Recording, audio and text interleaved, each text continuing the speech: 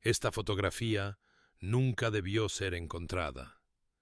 En octubre de 2019, una venta de bienes en Montpelier, Vermont, atrajo a la multitud habitual de comerciantes y coleccionistas, pero lo que la anticuaria Sarah Whitman sacó de un baúl anegado desafiaría todo lo que entendemos sobre las prácticas funerarias victorianas.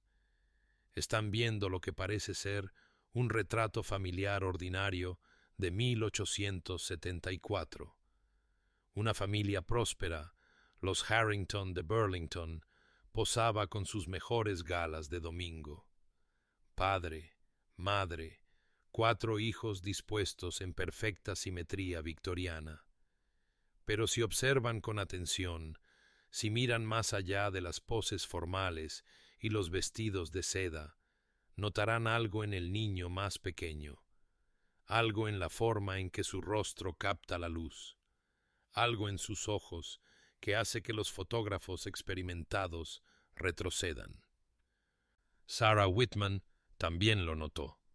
Compró el baúl entero por $30. No tenía idea de lo que realmente había descubierto. Pero antes de sumergirnos en esta pesadilla, deja un comentario abajo y déjame saber desde dónde estás viendo y qué hora es para ti ahora mismo. Y si eres nuevo aquí y amas las historias escalofriantes, presiona el botón de suscripción. Créeme, querrás recibir notificaciones cuando salga la próxima. Ahora, comencemos. Los Harrington eran exactamente el tipo de familia que uno esperaría encontrar en el barrio más exclusivo de Burlington en 1874. Samuel Harrington había amasado su fortuna en la industria textil, transformando una modesta herencia en una de las mayores operaciones de molinos de Vermont a la edad de 42 años. Sus molinos empleaban a casi 300 trabajadores, produciendo lanas finas que se enviaban hasta Londres y París. Margaret Harrington, de soltera Margaret Ashworth de Boston, aportó tanto linaje como capital al matrimonio. Las conexiones navieras de su padre abrieron nuevos mercados para los textiles de Harrington. Vivían en una mansión de 20 habitaciones en la calle Pearl, con mármol italiano importado y uno de los primeros sistemas eléctricos privados de Nueva Inglaterra. En la fotografía, Samuel está de pie, rígido y orgulloso, con la mano apoyada protectoramente en el hombro de su esposa. Margaret está sentada en el centro, su vestido de seda negro impecable, su expresión serena, pero de alguna manera distante. Los niños están dispuestos a su alrededor como un cuadro victoriano de perfección doméstica. Elizabeth, la mayor con 16 años, refleja la compostura de su madre. James, de 14 años, está de pie junto a su padre con un traje de lana a juego. Catherine, de 11 años, sostiene una muñeca de porcelana que más tarde se encontraría en el baúl de la venta de bienes, con la cara agrietada pero aún reconocible. Y luego está Thomas, de 6 años según la Biblia familiar, posicionado ligeramente apartado de sus hermanos, vestido con un traje de terciopelo con botones de nácar. La fecha inscrita en el reverso de la fotografía dice 14 de septiembre de 1874, nuestra familia completa, Harrington. Pero esto es lo que el registro histórico revela sobre los Harrington en 1874. Las páginas de sociedad del Burlington Free Press de ese verano no mencionan al joven Thomas en ninguna de las frecuentes apariciones públicas de la familia. La fiesta de debut en el jardín de Elizabeth en junio enumera solo a 3 hijos de los Harrington como asistentes. La fotografía del picnic de la empresa del molino de julio muestra a una familia de 5, no de 6. El registro de la primera iglesia congregacional, donde los Harrington ocupaban un banco prominente, registra la comunión de todos los miembros de la familia, excepto Thomas, durante todo el año 1874. podrían pensar que se trata de simples descuidos, lagunas comunes en los registros victorianos. Podrían suponer que Thomas era enfermizo y se quedaba en casa, alejado de los eventos públicos. Pero luego está el curioso asunto de la llegada del doctor Friedrich Kellner a Burlington el 1 de septiembre de 1874, exactamente 13 días antes de que se tomara esta fotografía.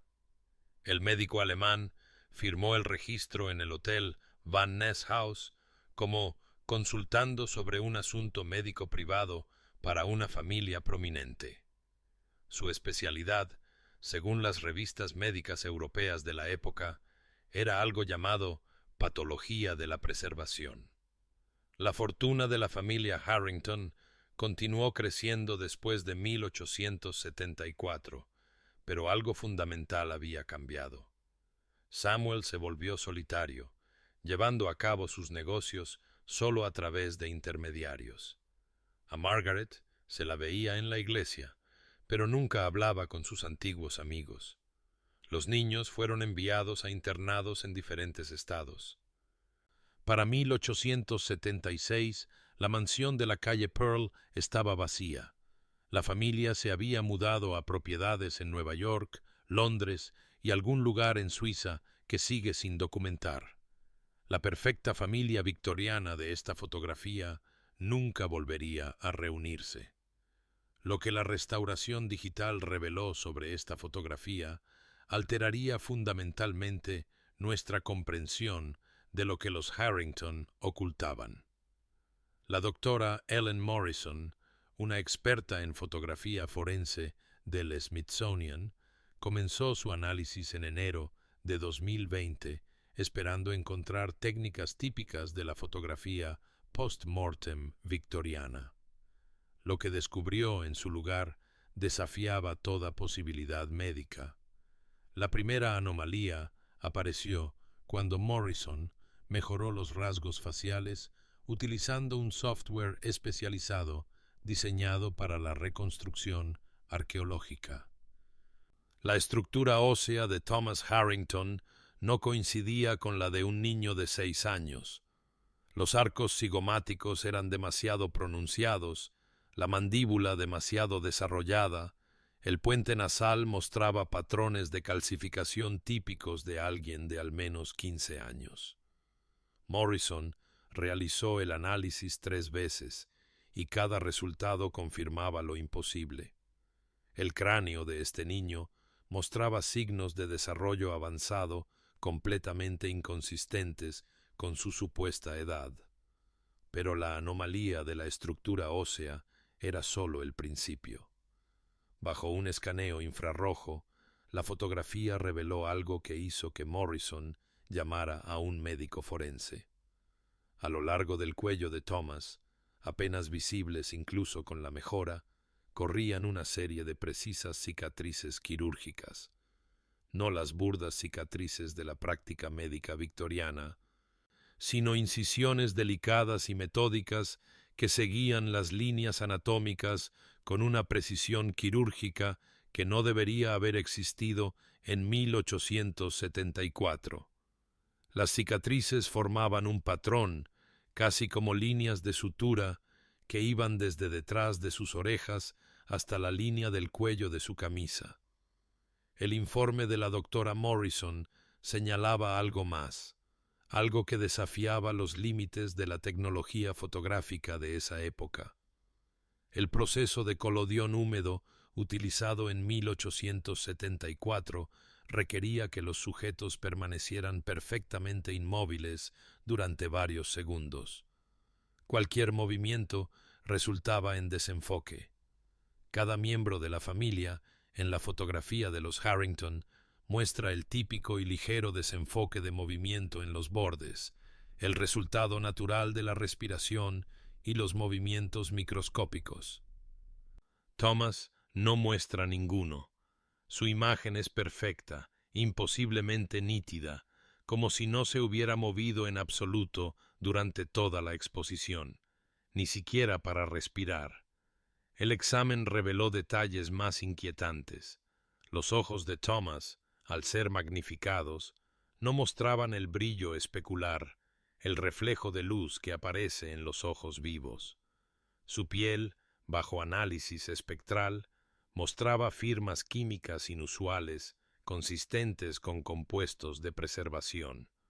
Sus manos, cruzadas en su regazo, no mostraban venas visibles ni los pliegues naturales de la piel. La conclusión de Morrison fue cautelosa, pero perturbadora. No se trataba de una fotografía post-mortem estándar, en la que los niños fallecidos eran colocados para parecer dormidos o en paz. Thomas estaba posicionado de pie. Su postura era demasiado compleja para la manipulación post-mortem típica. Sin embargo, cada indicador técnico sugería que este niño no estaba vivo cuando se tomó la fotografía. El comportamiento de la familia Harrington después de septiembre de 1874 de repente cobró un sentido terrible. Los registros de la ciudad de Burlington muestran que partieron abruptamente el 23 de octubre de 1874, 6 semanas después de la fotografía.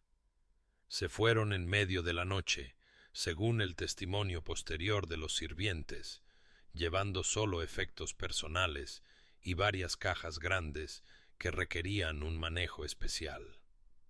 El personal de la mansión fue despedido con el salario de un año y obligado a guardar secreto mediante documentos legales.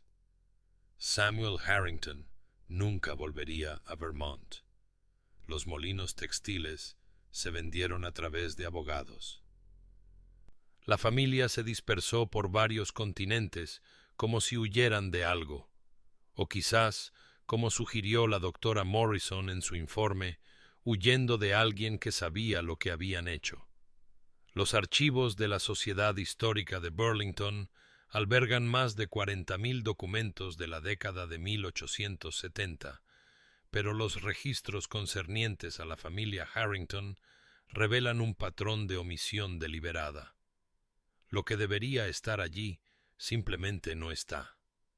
Lo que queda cuenta una historia de extrañeza creciente que las autoridades de la ciudad parecían desesperadas por suprimir.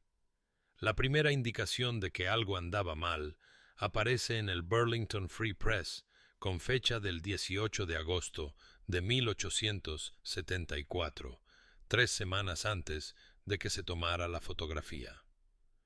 Un pequeño artículo escondido en la página 4 menciona un incendio en el almacén este del molino textil Harrington. No era algo inusual para la época, excepto por un detalle. El fuego comenzó a las 3 de la mañana y ardió con tal intensidad que derritió equipos de hierro, pero consumió solo una sección específica del edificio, un área de almacenamiento que los trabajadores testificaron más tarde había sido recientemente convertida para propósitos especiales por el propio Samuel Harrington. El informe del jefe de bomberos, cuando finalmente fue localizado en los archivos de la ciudad, había sido archivado incorrectamente, oculto entre registros agrícolas de 1881. Su conclusión fue extraña. El fuego no mostraba punto de origen, ni rastros de acelerantes, pero ardió a temperaturas que no deberían haber sido posibles con los materiales presentes. Más preocupantes fueron los relatos de los periódicos de septiembre de 1874. El Burlington Free Press recibió numerosas cartas sobre disturbios en la finca de los Harrington en la calle Pearl. Los vecinos informaron de extrañas luces en las ventanas a todas horas, entregas de equipo médico desde Boston y un abrumador olor a productos químicos que mataba a los pájaros que volaban demasiado cerca de la propiedad. La señora Adelaide Townsend, cuyo diario fue donado a la Sociedad Histórica, escribió el 10 de septiembre que vio a Margaret Harrington en el jardín al amanecer, arrodillada junto a una pequeña figura, llorando y diciendo una y otra vez: «Perdóname, perdóname, mi niño precioso». Pero quizás la evidencia más condenatoria es lo que no existe. Los registros de defunción de Vermont de 1870 a 1880 están notablemente completos, pero no hay certificado de defunción para Thomas Harrington. Los registros de nacimiento muestran que nació el 15 de marzo de 1868, atendido por el doctor James Mitchell, un respetado médico de Burlington. Pero después de 1873, Thomas desaparece de todos los registros oficiales, sin certificado de defunción, sin registro de entierro, sin mención en los registros de la Iglesia. Es como si simplemente hubiera dejado de existir, hasta que aparece de nuevo en esa fotografía de septiembre de 1874, con el mismo aspecto que tenía a los 6 años, a pesar del paso del tiempo. Esta ausencia podría haber pasado desapercibida de no ser por el doctor Friedrich Kellner. El nombre del médico alemán aparece en los registros del Hotel de Burlington el 1 de septiembre de 1874, pero la investigación revela que había estado en correspondencia con los Harrington durante más de un año. Los archivos de la Universidad de Praga contienen 3 cartas de Margaret Harrington, de tono cada vez más desesperado, preguntando por las técnicas de preservación revolucionarias de Kellner y su éxito con el niño Rothschild. La reputación de Kellner en los círculos médicos europeos era controvertida. Expulsado de la Sociedad Médica de Viena en 1872 por procedimientos que violan tanto la ética médica como la ley natural, continuó su trabajo en privado, financiado por familias adineradas de toda Europa que habían sufrido pérdidas insoportables. Su llegada a Burlington marcó el comienzo del último acto de desesperación de los Harrington. El doctor Friedrich Kellner debería haber sido celebrado como un pionero de la medicina moderna, pero su obsesión con la muerte lo convirtió en un paria en los círculos científicos. Nacido en Múnich en 1831, Kellner estudió bajo el renombrado anatomista Joseph Hirtl en Viena, mostrando una promesa excepcional en técnicas de preservación y preparación anatómica. Sus primeros trabajos sobre el embalsamamiento arterial le valieron el reconocimiento de las facultades de medicina de toda Europa. Pero para 1870, los intereses de Kellner habían tomado un giro más oscuro. Sus artículos para la Sociedad Médica de Viena proponían algo que él llamaba preservación reversible temporal, un proceso que iba mucho más allá del embalsamamiento. Afirmaba haber descubierto una combinación de estimulación eléctrica y compuestos químicos que podía mantener la flexibilidad de los tejidos y la estructura celular indefinidamente. Más perturbadoras eran sus sugerencias de que dicho tejido preservado podría ser reactivado bajo condiciones específicas. El estamento médico rechazó sus teorías por imposibles, blasfemas o ambas cosas. Sin embargo, familias adineradas de toda Europa lo buscaron, impulsadas por el dolor y recursos ilimitados. El diario privado de Kellner, descubierto en una bóveda de un banco suizo en 2021, contiene entradas sobre 17 familias entre 1871 y 1876. El caso de los Harrington ocupa 23 páginas. Su primera entrada, fechada el 15 de mayo de 1873, es clínica en su horror. Recibida correspondencia de la señora M. Harrington de Vermont, América. Hijo Thomas, de 5 años, fallecido de escarlatina el 30 de abril. Cuerpo preservado en nevera de hielo. El médico de familia logró una preservación arterial básica. La madre solicita mi asistencia inmediata. Ofrece fondos ilimitados. El caso presenta una oportunidad única, ya que la preservación comenzó a las pocas horas de la muerte. La verdad que emerge de estos documentos es asombrosa. Thomas Harrington llevaba muerto 16 meses cuando se tomó la fotografía familiar. El diario de Kellner detalla su llegada a la finca de los Harrington el 1 de septiembre de 1874, trayendo equipo especializado y compuestos sintetizados en su laboratorio de Praga. Lo que sucedió durante los siguientes 13 días desafía la comprensión médica incluso hoy en día. Sus notas describen un proceso que involucraba múltiples baños químicos, corriente eléctrica aplicada a través de alambres de cobre insertados en puntos anatómicos específicos, y algo a lo que se refiere solo como el catalizador, una sustancia que había extraído de organismos inferiores con propiedades regenerativas. Las cartas de Margaret Harrington, encontradas en los archivos de 3 médicos europeos, revelan el descenso de una madre hacia una esperanza peligrosa. Al doctor Auguste Nelaton, en París, le escribió: «No puedo aceptar que mi hermoso niño se haya ido. Su cuerpo permanece perfecto, como si durmiera. Seguramente la ciencia moderna puede despertarlo». Al doctor Ernst von Bergmann, en Berlín: «He leído sobre su trabajo con la estimulación eléctrica del tejido nervioso. ¿No podría aplicarse este principio de manera más amplia?». Cada carta se vuelve más desesperada, más dispuesta a abrazar lo imposible. Para julio de 1874 había encontrado a Kellner. La entrada en el diario del médico alemán para el 14 de septiembre de 1874, el día de la fotografía, contiene una sola línea que hiela la sangre. Proceso exitoso más allá de toda expectativa. El sujeto logró movilidad total durante 37 minutos. La familia obtuvo su recuerdo. Que Dios nos perdone a todos. Pero la definición de éxito de Kellner y lo que los Harrington realmente experimentaron parecen haber sido cosas muy diferentes.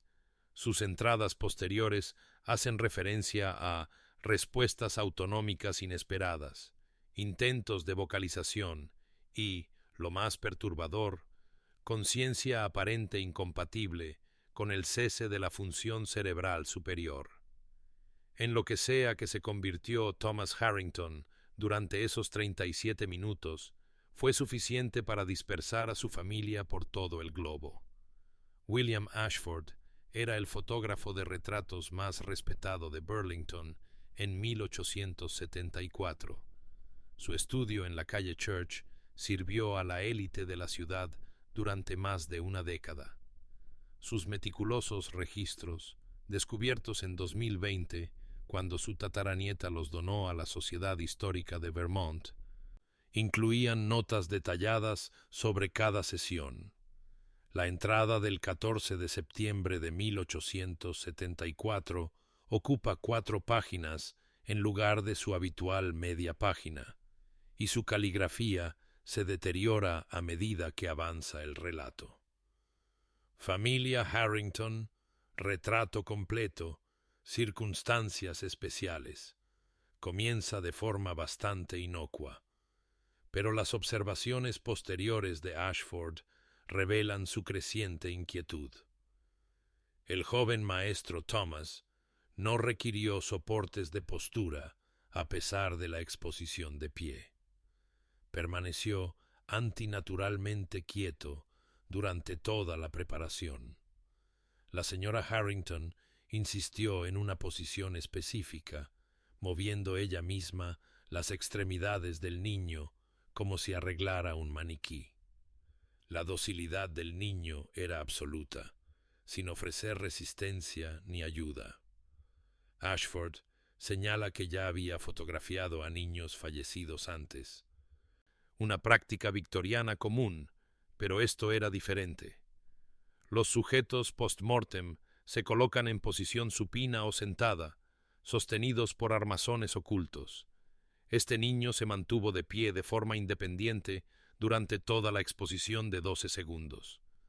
Sus ojos permanecieron abiertos sin la aplicación habitual de glicerina necesaria para los sujetos fallecidos. Sin embargo, algo en su porte era profundamente anómalo. La forma en que se movía cuando la señora Harrington ajustaba su posición, demasiado fluida y demasiado rígida a la vez, como una marioneta manejada por una mano inexperta. La observación más perturbadora del fotógrafo se refería a las múltiples exposiciones requeridas ese día. Ocultas en la colección personal de Ashford, separadas de su trabajo comercial, había 3 fotografías adicionales de la sesión de los Harrington, cada una tomada con aproximadamente 10 minutos de diferencia. Estas imágenes, al ser analizadas por expertos modernos, revelan una progresión aterradora. En la primera fotografía, la que finalmente se entregó a la familia, Thomas parece casi vivo, con sus rasgos nítidos y claros. La segunda muestra cambios sutiles. Su rostro comienza a perder definición. Sus ojos desarrollan una apariencia nublada, a pesar de no haber cambios en la iluminación o el enfoque. Para la tercera fotografía, sus rasgos han adquirido lo que los fotógrafos forenses reconocen como colapso por deformación. La piel parece hundirse contra la estructura ósea subyacente. El cuarto intento, aparentemente, fue abandonado, y Ashford solo anotó: sesión terminada a petición de la familia, pago completo recibido, se rechazó la solicitud de futuras sesiones. La doctora Patricia Vance, especialista en fotografía victoriana e imaginería post-mortem, estudió la técnica de Ashford extensamente. Su análisis reveló que había empleado una combinación de métodos que no deberían haberse utilizado juntos. La fotografía post-mortem estándar utilizaba una iluminación específica para minimizar la apariencia de la muerte, pero las notas de Ashford indican que se le instruyó usar técnicas típicamente reservadas para sujetos vivos. La preparación química de sus placas fue alterada siguiendo las instrucciones específicas de la señora Harrington, utilizando compuestos que la doctora Vance no pudo identificar a partir de sus notaciones químicas.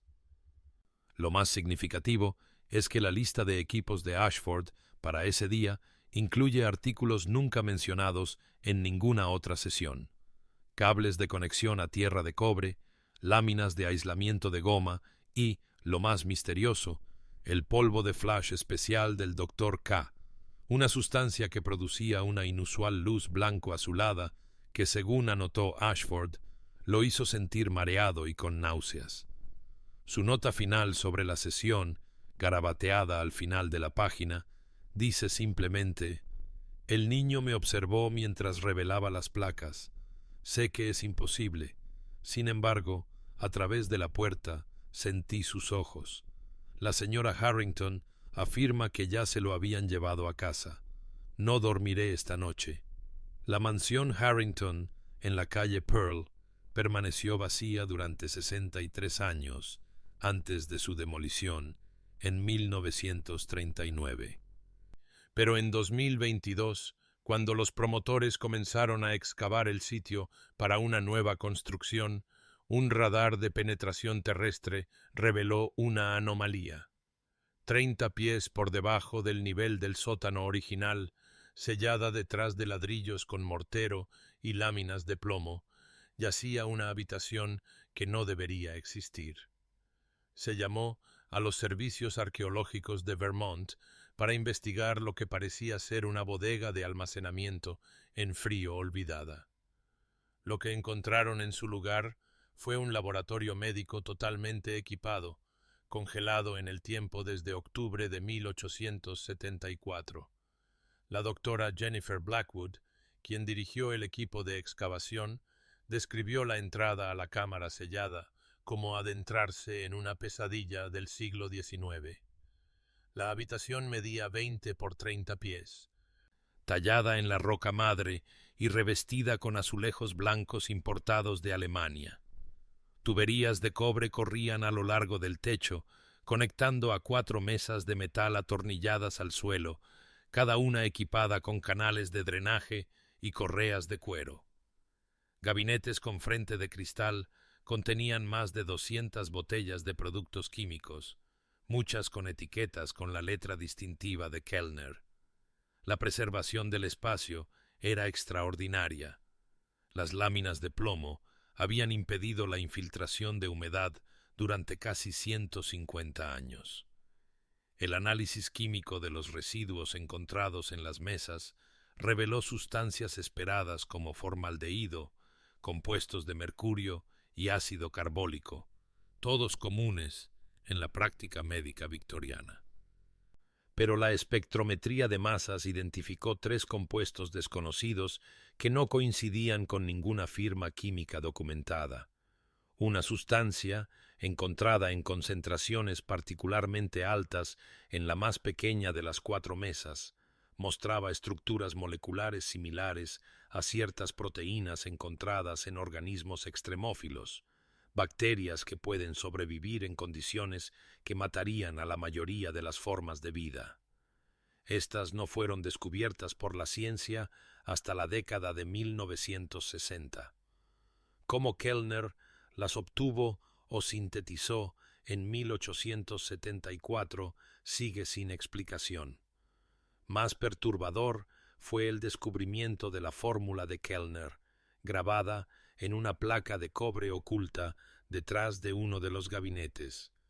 El texto, en latín y alemán, describía un proceso de cesación reversible que involucraba tratamientos químicos por etapas, estimulación eléctrica medida en voltajes precisos y manipulación de la temperatura.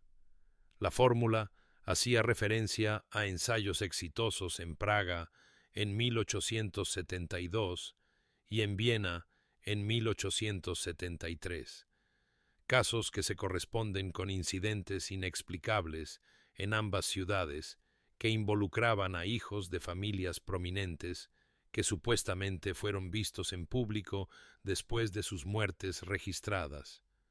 El caso de Praga involucró al hijo de 7 años de una familia de banqueros, cuyo funeral se celebró en agosto de 1872. 3 semanas después, múltiples testigos informaron haber visto al niño en una fiesta en el jardín, de pie e inmóvil junto a su madre, antes de que la familia partiera abruptamente hacia América. El incidente de Viena fue más dramático, involucrando a las hijas gemelas de un industrial que habían muerto en un accidente por ahogamiento. Los sirvientes testificaron más tarde haber visto a las niñas en su cuarto de juegos por la noche, de pie junto a la ventana, sin moverse, sin parpadear, durante horas. El equipo arqueológico también descubrió evidencia de daños por calor extremo en una esquina del laboratorio, consistente con un intento de destruir pruebas. Aparatos de vidrio derretidos, cuadernos carbonizados y lo que parecía ser materia orgánica calcificada sugerían que alguien había intentado incinerar el contenido de la habitación, pero abandonó el esfuerzo. Lo más inquietante fue un daguerrotipo encontrado en una caja forrada de plomo, que mostraba a Kellner de pie junto a un niño en una de las mesas de metal. Los ojos del niño están abiertos, mirando directamente a la cámara, a pesar de las evidentes incisiones de autopsia en su pecho. La familia Harrington no fue la única en su pacto desesperado con el doctor Kellner. La investigación en ventas de bienes, colecciones privadas y archivos de sociedades históricas en toda Nueva Inglaterra ha descubierto 7 fotografías adicionales que presentan las mismas características inquietantes. Cada una muestra a una familia adinerada posando con un niño que exhibe esa quietud distintiva, esa nitidez imposible que desafía las limitaciones fotográficas de la década de 1870. El patrón es siempre el mismo. Una familia prominente pierde a un hijo pequeño por una enfermedad. La muerte se registra, pero el entierro es privado o se retrasa.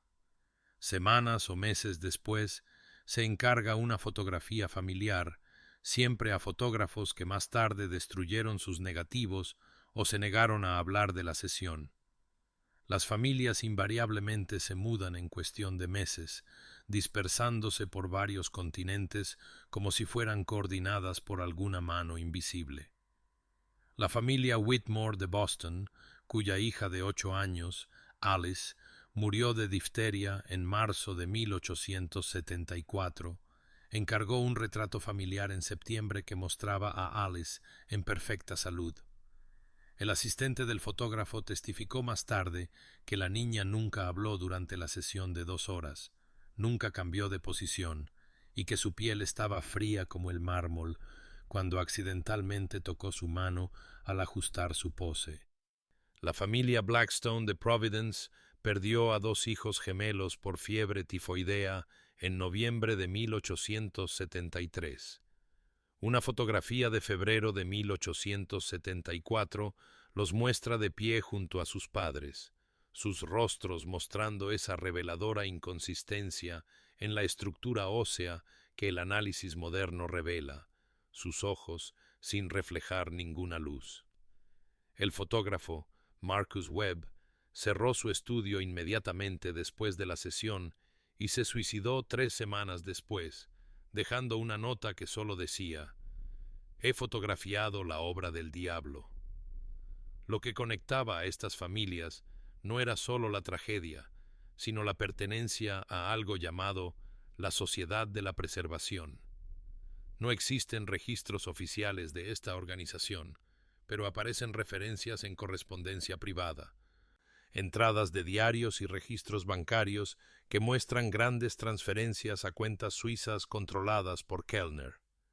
La sociedad aparentemente operaba a través de anuncios codificados en periódicos, mensajes ocultos en avisos fúnebres y reuniones celebradas en los salones privados de los clubes más exclusivos de Boston.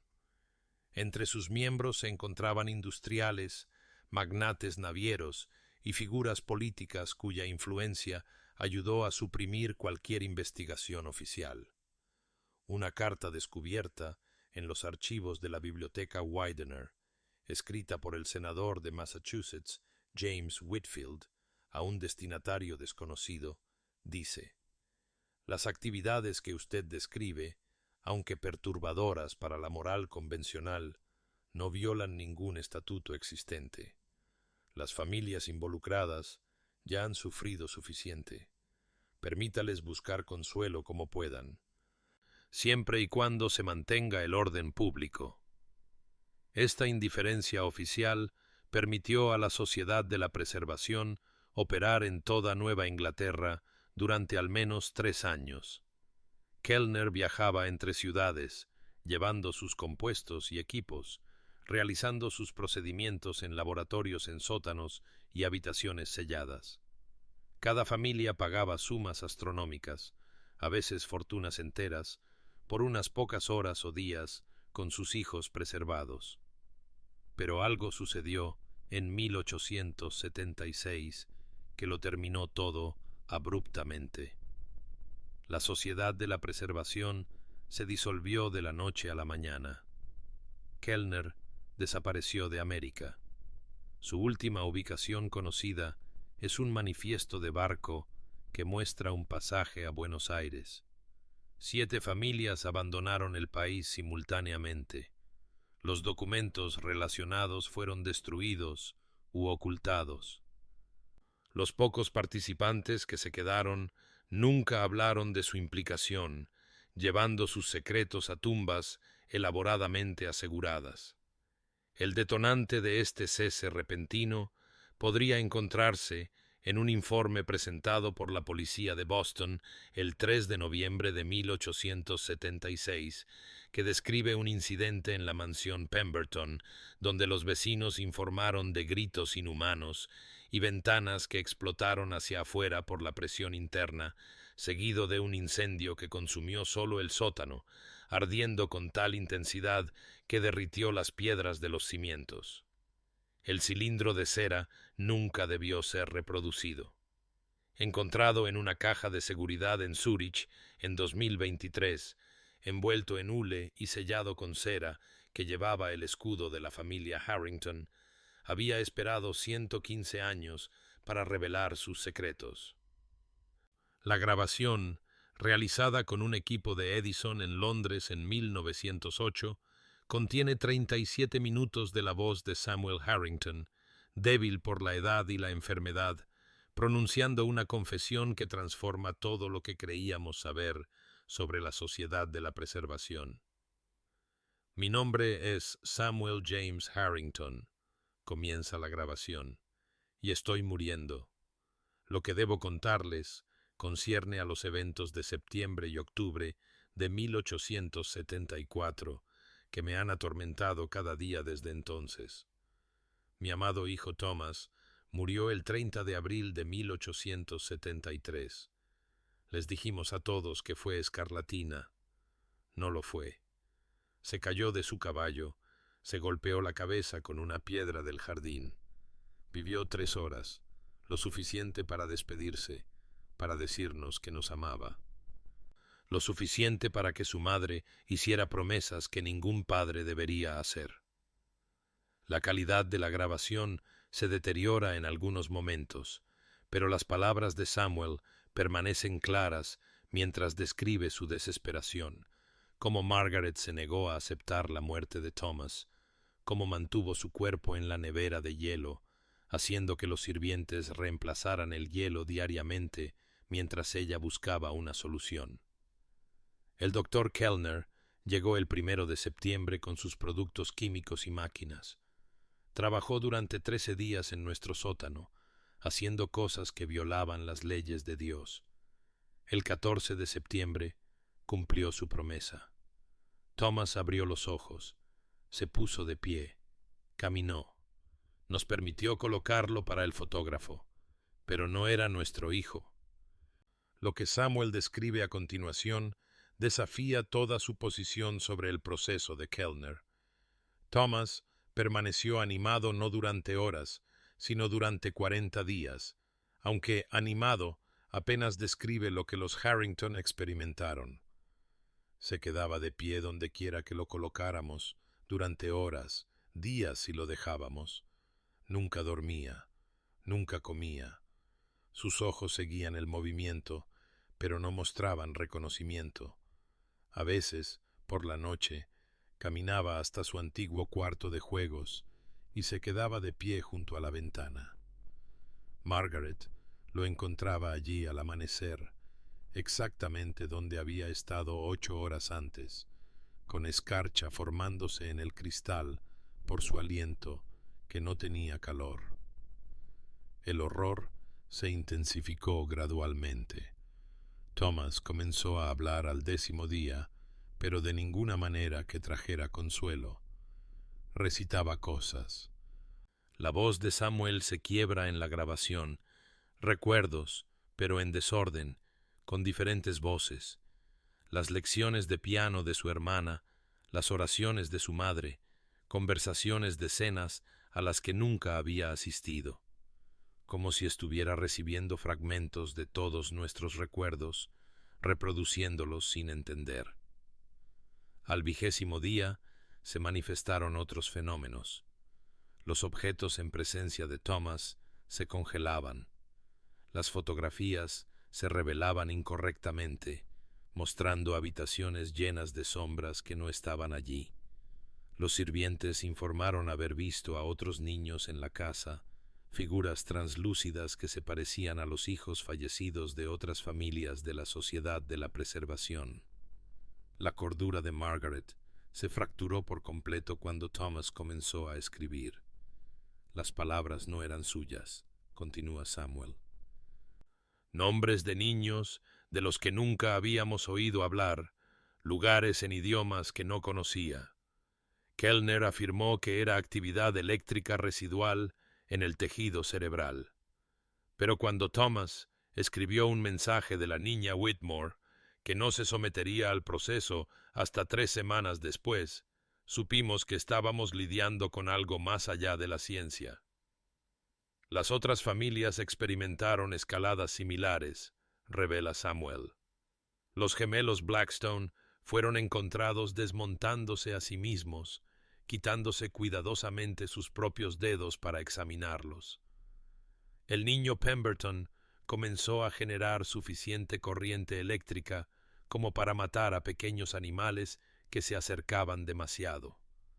Cada niño preservado parecía estar evolucionando, convirtiéndose en algo que nunca antes había existido.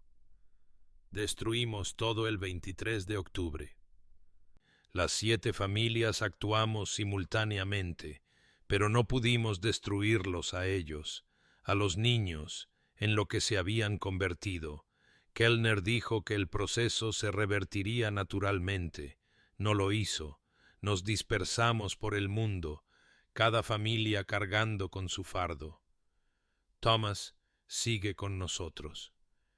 34 años después, está de pie en una habitación sellada en nuestra casa de Londres. Sigue observando, sigue esperando, sigue teniendo 6 años. Margaret lo visita a diario. Ha olvidado que alguna vez murió. La grabación termina con las últimas palabras de Samuel. Si encuentran esto, sepan que no éramos monstruos. Éramos padres que amamos demasiado como para dejarlos ir. Los verdaderos monstruos fueron lo que trajimos de vuelta. Llevan los rostros de nuestros hijos, pero son otra cosa, algo que no debería existir en este mundo.